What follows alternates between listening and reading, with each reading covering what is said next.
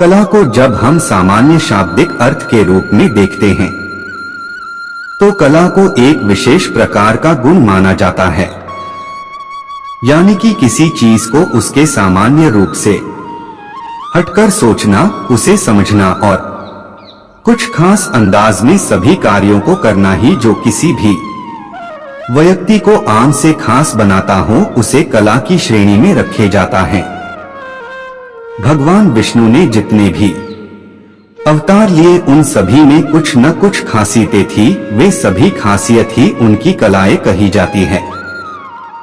शास्त्रों में भगवान श्री कृष्ण को संपूर्ण अवतार माना गया है। उन्होंने अपने इस अवतार में 16 कलाओं को धारण किया था।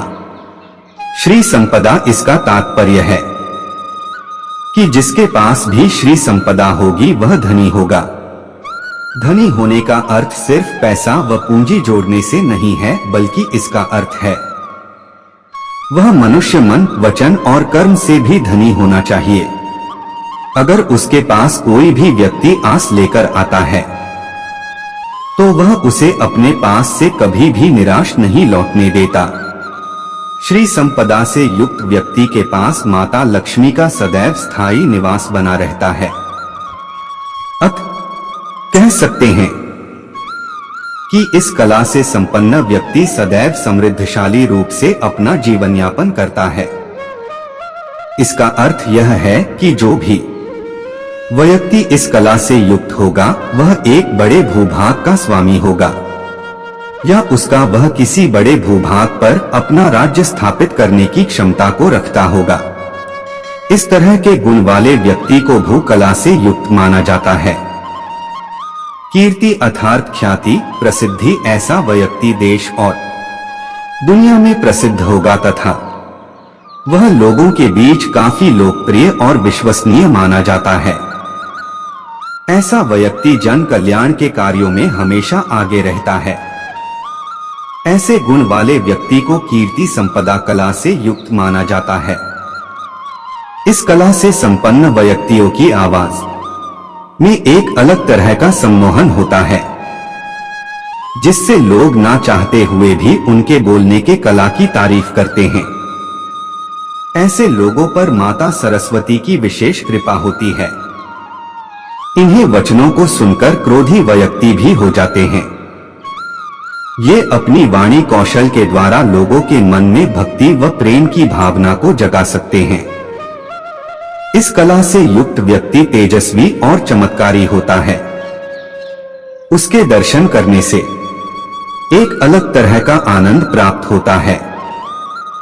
श्री हरि विष्णु की कृपा से उन्हें कुछ खास शक्तियां मिलती हैं, जिनसे यह अनहोनी को होनी में और होनी को अनहोनी में बदलने की क्षमता रखते हैं। ऐसे व्यक्ति अपने जीवन को हमेशा भगवान का दिया हुआ प्रसाद मानकर उसे ग्रहण करते हैं। कांति वह दिव्य कला है जिससे चेहरे पर एक अलग तरह का तेज दिखाई देता है, जिसे देखने मात्र से ही आप अपनी सुध बुध को खोकर उसके आगे अपने आप को समर्पित कर देते हैं और उसके रूप और सौंदर्य से आप इतने प्रभावित हो जाते हैं कि चाहकर भी आपका मन उनकी आभा से मुक्त होने का नहीं चाहता। ऐसे व्यक्ति को कांति कला से युक्त कहा जाता है। विद्या भी एक प्रकार की उत्तम कला है, जिसके पास भी विद्या की शक्ति होती है। उसमें अनेकों गुण अपने आप ही आ जाते हैं। विद्या कला से संपन्न व्यक्ति सभी वेदों शास्त्रों का पूर्ण ज्ञाता, संगीत और कला का जानकर युद्ध कला और रणनीति में पूर्ण रूप से पारंगत तथा राजनीति के दांव पेंच व कूटनीति में भी पूर्ण माहिर होता है। विमल यानी छलकपट और भेदभाव से पूर्ण रूप से रहित, एकदम निष्पक्ष, जिसके मन में किसी भी प्रकार कोई मैल ना हो, कोई भी दोष न हो तथा जो आचार विचार और व्यवहार से बिल्कुल निर्मल हो, ऐसे व्यक्तित्व का धनी व्यक्ति ही विमला कला से युक्त माना जाता है। उत्कर्षणी का शाब्दिक अर्थ होता है जिसके अंदर किसी को भी प्रेरित करने की क्षमता हो, जो लोगों को कर्म का मार्ग दिखा सके। जिस प्रकार भगवान श्री कृष्ण ने युद्ध भूमि में अपने हथियार डाल चुके अर्जुन को गीता का उपदेश देकर कर्म करने के लिए प्रेरित किया था, इस प्रकार की क्षमता रखने वाला व्यक्ति ही उत्कर्षिणी शक्ति या इस कला से संपन्न माना जाता है। इस कला से युक्त व्यक्ति ऐसा ज्ञान रखता है जो अपने ज्ञान के द्वारा न्यायोचित फैसले लेता हो, इस कला से संपन्न माना जाता है। ऐसे व्यक्ति विवेकशील तो होता ही है, साथ ही साथ वह अपने विवेक से लोगों को सही मार्ग सुझाने में भी पूर्ण रूप से सक्षम होते हैं।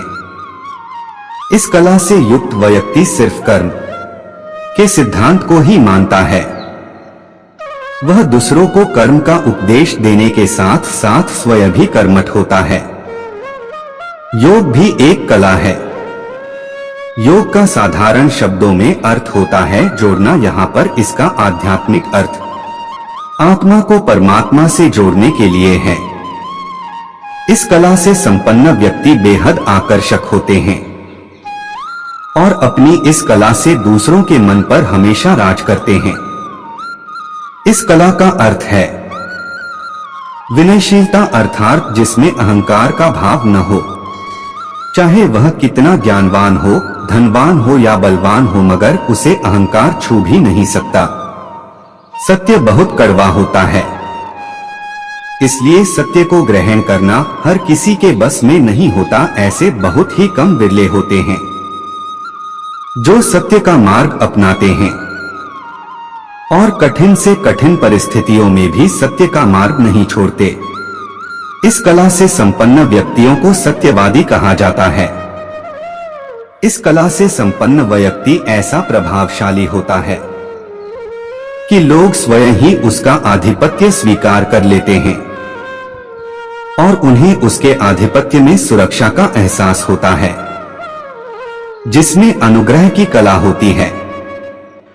ऐसा व्यक्ति हमेशा दूसरों के कल्याण के विषय में ही सोचता रहता है। वह सदा परोपकार के कार्यों में ही लगा रहता है।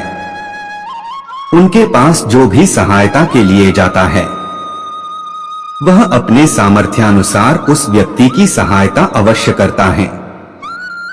जिस भी व्यक्ति में ये सभी कलाएं अथवा इस तरह के गुण होते हैं, वह ईश्वर के समान ही पूज्य होता है, क्योंकि किसी भी इंसान के वश में इन सभी गुणों को एक साथ धारण करना संभव नहीं होता है। कोई भी साधारण व्यक्ति केवल 3 से 4 कलाओं को ही धारण कर सकता है। केवल ईश्वर ही 10 या उससे अधिक कलाओं को धारण कर सकते हैं। पूरा वीडियो देखने के लिए दिल की गहराई से शुक्रिया, धन्यवाद।